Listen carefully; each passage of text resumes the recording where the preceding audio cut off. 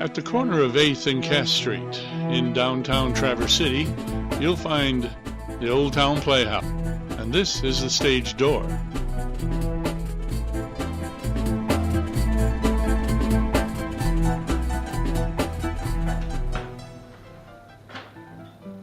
Hi, Don Keelhorn here. This is stage door for November 2013. We'll be talking in this one about the shows opening this month, The Little Mermaid, Young Company on the main stage, and at the Studio Depot, where I am right now, with Kerr Anderson hanging up curtains. I'm doing lights for the dining room show. It'll open November 8th. Concerns the dining room. Any dining room, there's a lot of different dining rooms. It has 7 actors playing 42 parts. I'll be interviewing the actors, talking about how they chose to do 42 different parts, from youngsters to oldsters. We'll also be talking with the director of the show auditioning in November 4 and 5, which is Homes for the Holidays. It's a Ken Ludwig comedy, very funny play. And then we'll be talking with, or I'll be giving you information about the Venus in Fur auditions later in the month. And we have more to talk about. Don Keelhorn for Stage Door. Now that Les Mis is closing after an extended run, we are now moving over to the first play in our studio theater. And that's at the depot over near the new library, quote-unquote new library. It is called The Dining Room. It is about the American institution of the dining room. It's a failing art because we have barbecue, we have kitchenettes. But I had a chance to talk with the cast about the after a rehearsal.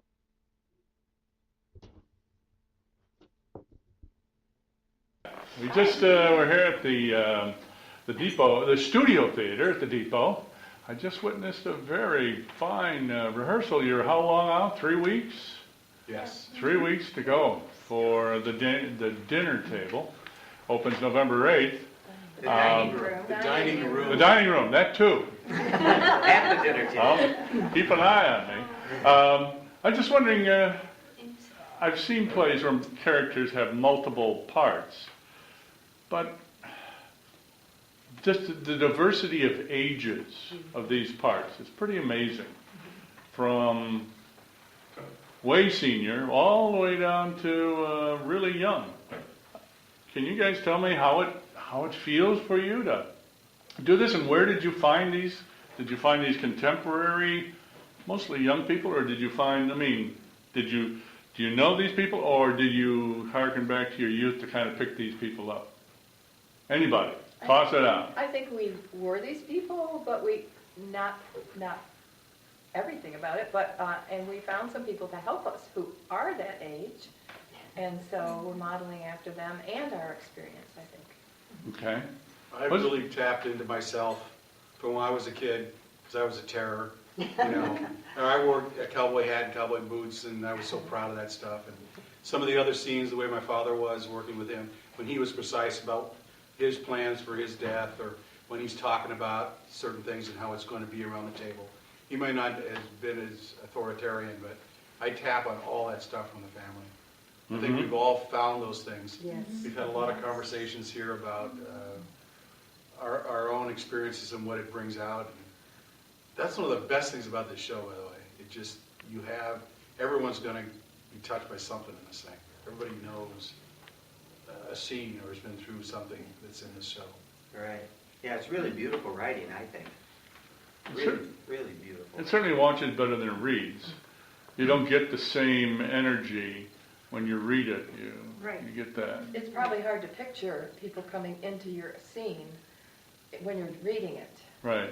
But when you see it, it flows. It's amazing. Right. For me, it was difficult to make the stretch between, I think Winky is supposed to be 6, having her 6th birthday, and then there's Aggie, who's wanting to not be a maid anymore, and then it's just, I have to change characters so quickly. Right. So there's a constant ongoing of, when you're in a regular play and you're one character and you have all this time to develop that character, all this time to really show the audience who that character is. But in this play, Tom says you have 30 seconds to show the audience who you are each time you're a new character. Mm-hmm. So I'm 6 characters. How many are you? 6. Yeah, 6 or 7, Eight, yeah. I think.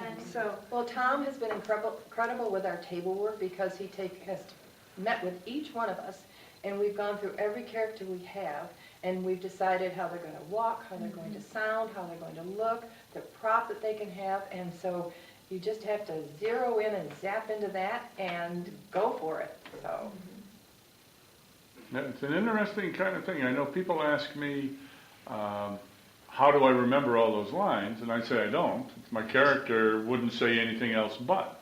When you're in a play like that, that's you get your character. But here, it's not so much because it's a brand new play. You have 18 new plays in this little thing? Every 2 to 18 5 minutes. minutes, yeah. Yeah. Yeah, some are only 2 or 3 pages. And That's it's it. made it tougher too to learn lines. I learn lines pretty easily, and this one has been a challenge because you have to learn them as a different character. Right. You have to readjust, and even though each scene is only 3 or 4 pages long, it's been a struggle for me. So and sometimes your cue is not given by the person you're working the scene with. It's by the next scene that's coming in. that you're supposed to be or ignoring. the scene That you're before supposed to you. be Yeah. ignoring. Right. Yeah. As he says, go see through it or go through him. Yeah. There Right. it is right there. Yeah. So, Jamaica, where did you get those bacon earrings? I made them myself. They're very 50s. I'm wondering if there's a punchline with that at the end of the show and you're talking about the party and then you're putting these pieces of bacon in your ear. But they're lovely. It was just for slapstick. I wasn't- One time showing. So what is the, Yeah. what is your, do you have favorite scenes in this? Oh, yes. Oh, yes. Little favorites? Yes. Michael, what's your favorite scene? I would go outside of the ones that I'm in. I actually really like the Jim and Meg scene where it's the girl coming back home wanting to return to the safety and security of the household that she grew up in, and you can't step into that same river twice. And so she wants to calm the chaos, and the father's being really deflective. But it's a really beautiful relationship, and I think that the last scene too,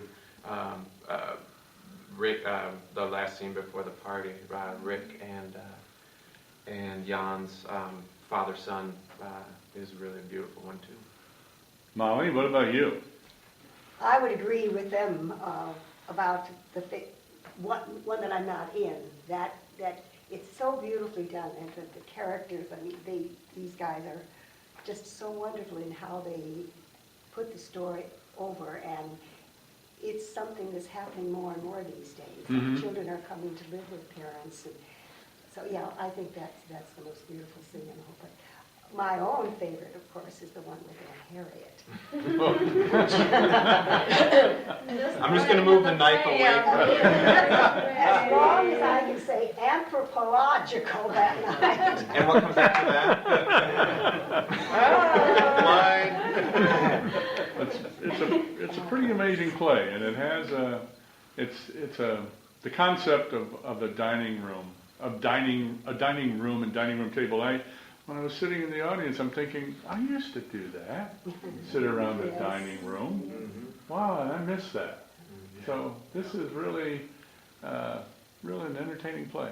As You some- did a fine job so far with 3 weeks out. Yes, Molly? As someone who was sitting in the audience, I'm wondering if you could tell me how invasive is things like setting the table for the next scene, or people The taking overlap. the overlaps. I found it anticipatory. You know, you're seeing this scene, and there were scenes that I could remember, that I know I lived through, and there are scenes that I didn't, but I could understand it. And then, another scene coming, here we go, and trying to figure out where we're going to go from there. And there isn't a logic to it. I mean, in the sense it doesn't flow from one scene to another. It's just a brand new dining room and a brand new place and a brand new scene. But always there's an entertainment there. And I really like that. I like the idea that it wasn't a start-stop, that you had one coming, one going. There, on the times when it did stop, it was okay. But to have somebody come in, you knew, new scene coming. So I really like With it. our director, we have also learned that there are a lot of analogies and everything. I know in the last scene where you're doing your will, you ask your Jan about making a smart remark during your funeral, and in the first scene you're together, he tells you you're making a smart remark. And there are a lot of things that go on that are twists and turns. It's wonderful. Right. Yeah. Well, for 3 weeks out, you guys did a tremendous job. Can't wait to see it. So thanks very much for all your time. Thanks for doing it, Don. Okay. Then thank you. Don. Wonderful. They had an Wonderful stuff. insufficient battery. Oh, it's, Oh, great. Did it go out? I think it did. Moving from the depot over back to the main stage, if you will, and our first presentation from the young company for the season, and that's The Little Mermaid. It is a junior version, meaning that it's been adapted for a younger theater group to play rather than the full-fledged version. It lasts about an hour and a half. It's very entertaining. And I had a chance. One of the things that we do at the Playhouse, besides put up plays, is teach people the art of play acting and technical background. I am teaching a class in lighting techniques, and so I have 4 young ladies who are learning to do the technical background. They're going to be lighting the lights, they're going to be stage managing, they're going to be doing all sorts of technical aspects for this show. And I had a chance to have them talk with the director about what the director visions for this technical aspect of the show. And so we can listen in for just a few minutes on what she's trying to give to them. We'll also listen to a little part of the rehearsal in progress. The difference between when we're under the sea and when we're in the prince's house. So like, there's a special light effect that John will tell you all about because he knows more about it than I do. But it kind of shimmers a little bit, so it looks like it's water. Yeah, okay. So that's one of the specials that I'm going to be wanting you guys to use. So when we're in the prince's house, how do we make the lighting look different? Because the set will still be pretty much the same, except I'm not sure if you heard Minda Nyquist, the director, talking about special light effects and the kinds of vision that she's expecting these young people to put up with the rehearsal behind you. But it is a show in 3 different areas. There is a castle, there is an outdoor area, and then there's underwater. So she's talking about putting up some sort of a water effect, putting up some sort of a house effect, and then this castle. So 3 different places. And I think we'll just walk out with listening to the other cast. There's 2 casts in the show. Listen to the other cast and their rehearsal. because they're supposed to be in a boat, they're supposed to be moving. They really do that unless I have somebody directly on stage. I'm going to have them in a boat, stationary, pretty far upstage next to that platform. There will be people with water, kind of like there is now. But what I also have is I'm going to just have nice sweet spots on Sebastian, who's singing Kiss the Girl. And then also on everybody in the air in the boat. All of those little lights.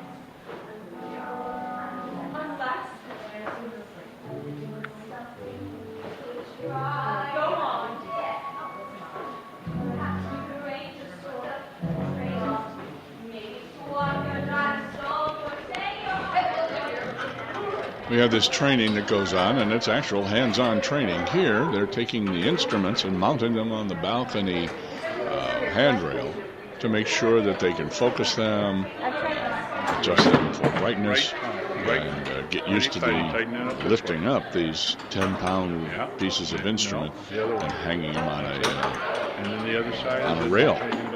It's part of the Turn process. it out. Teach them everything. It's quite entertaining. Perhaps if you want to come out and see some, come on down to the play. Hey, you're all done? We have 2 auditions happening in the month of November. The first one is A Games Afoot. Now, earlier I said Homes for the Holidays. That's the alternate name for The Games Afoot. It's a Ken Ludwig comedy. It's very funny. It auditions November 4 and 5, Monday and Tuesday. So I had a chance to talk with Harriet Middleberger about this play and what her expectations for this play were. All right. My favorite So song. I ended up catching up with Harriet Middleberger, who's director of the January production of The Games Afoot, The Games Afoot. or Homes for the Holidays. And it is auditioning this November 4th and 5th. 4th and 5th, Monday, Tuesday, 7 o'clock. So, Harriet, tell me, what is your expectations for auditioners? What are you going to be auditioning? How are you going to do your audition? Okay, well, we're going to be reading from the script, of course, and I'll tell you a little bit about the characters. I did a Sherlock Holmes show 4 years ago, and this is the main character, or one of the main characters, is William Gillette, who played Sherlock Holmes. He wrote the play. He starred in the play. So we need a character who can portray Sherlock Holmes and also the actor, William Gillette. And then he's living with his mother, Martha, who is a sweet old lady who's pretty doty. And then it's Christmas. They do a show, a Sherlock Holmes show. So they have the characters of Sherlock, Moriarty, the 2 women, the woman that Sherlock Holmes loves, Irene Adler, and another woman. And so those are the characters that are in the play. And then it goes from 1895 to 1936, and it's at William Gillette's home. And so these are now, instead of performers in that play, these are the actors coming together. And they're all experienced actors who love one another, who've been together. So it's going to be an ensemble acting cast. Okay. And the characters are an older acting couple, a John Barrymore type, leading actor type, and a Rosalind Russell type, girl Friday kind of. And then a younger couple, Simon and Aggie, who are in love and have just secretly gotten married.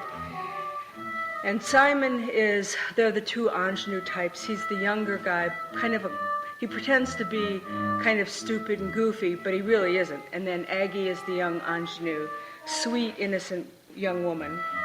And then there is the villainous Daria, who is a film critic who has been invited to come to the home that night. They all hate her, and she has written terrible things about all of them. So these are all actor types.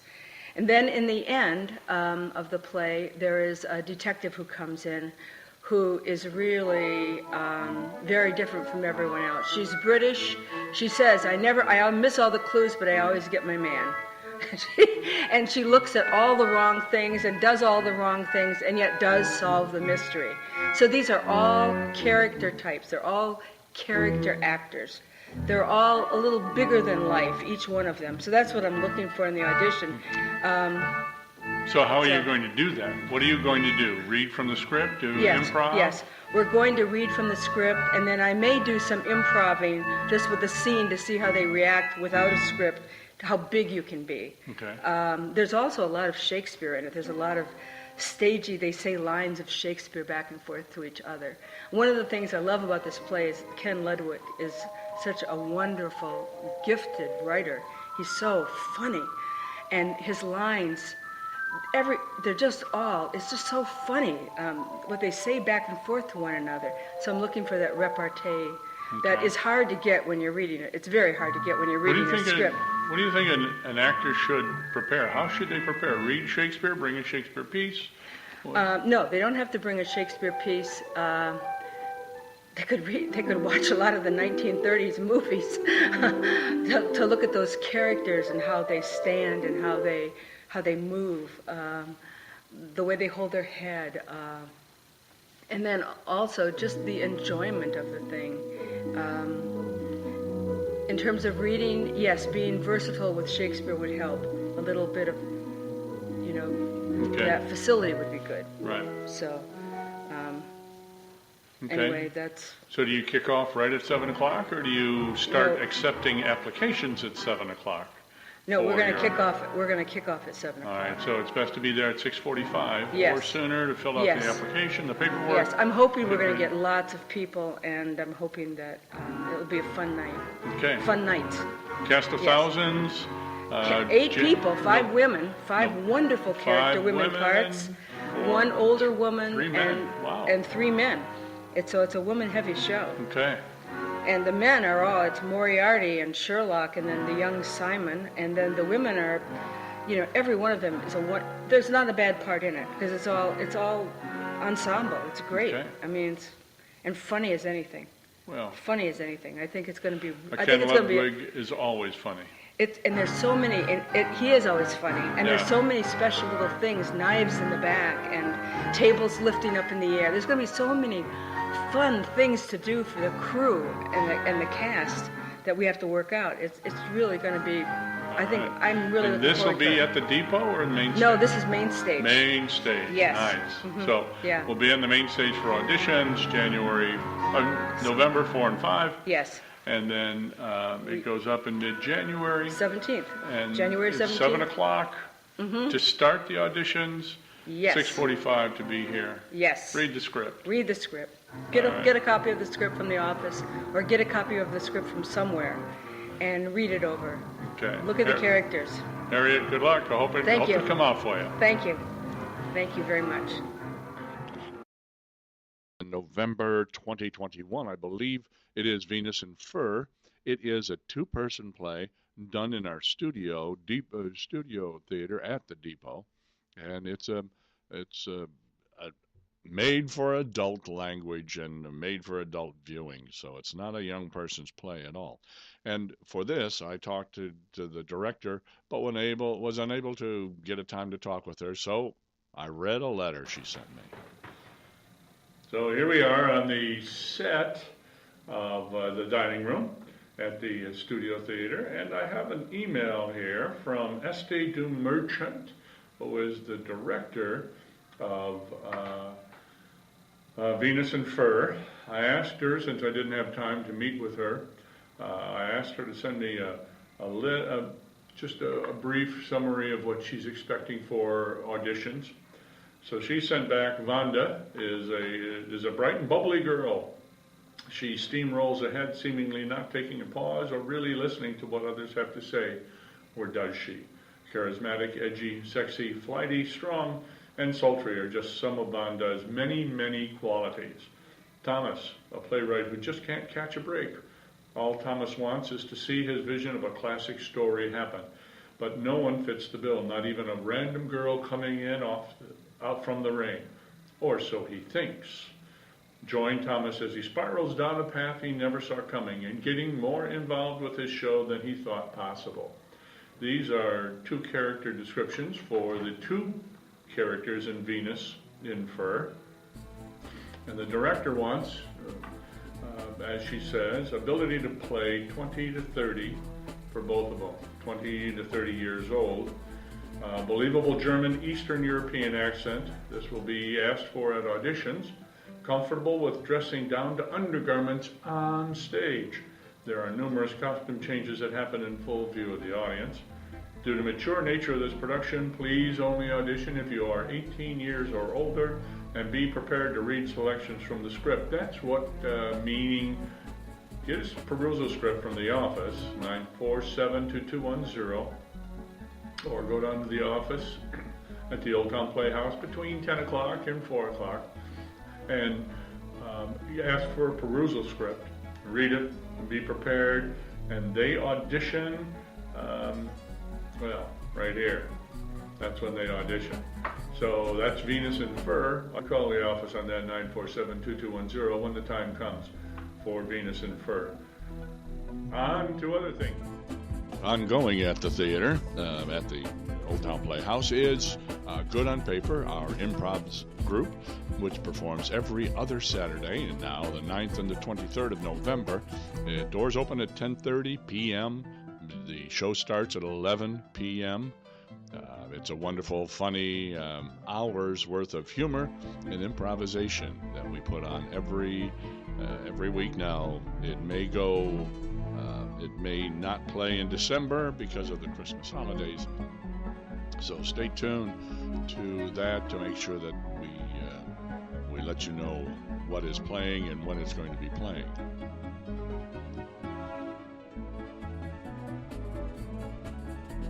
Also ongoing at the Playhouse is every Saturday morning in the Schmuckel Theater. Downstairs at the Playhouse is Age to Perfection, our senior readers group, which does performances out in the world that you can get involved with, or just get involved with reading the theater. The reading plays at the Old Town Playhouse. 10:30 is on Saturday.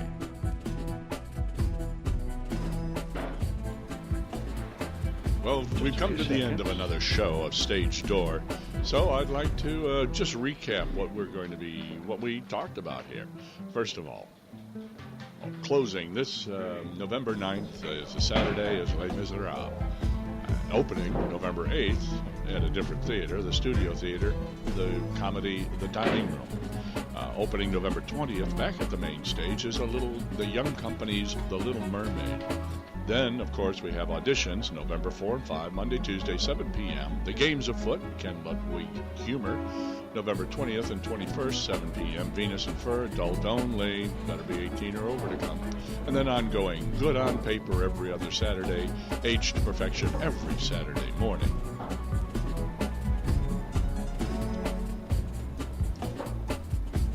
As always, things change when you least expect it, and we want to make sure that your information is current at all times.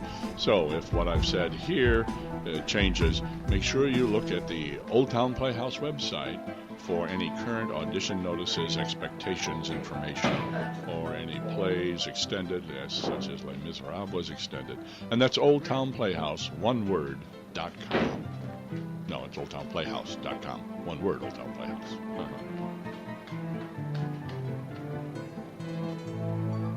And do you have any suggestions, comments, or concerns about Stage Door?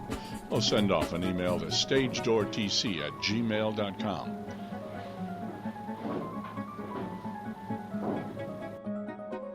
I'm Don Kuehlhorn for Stage Door.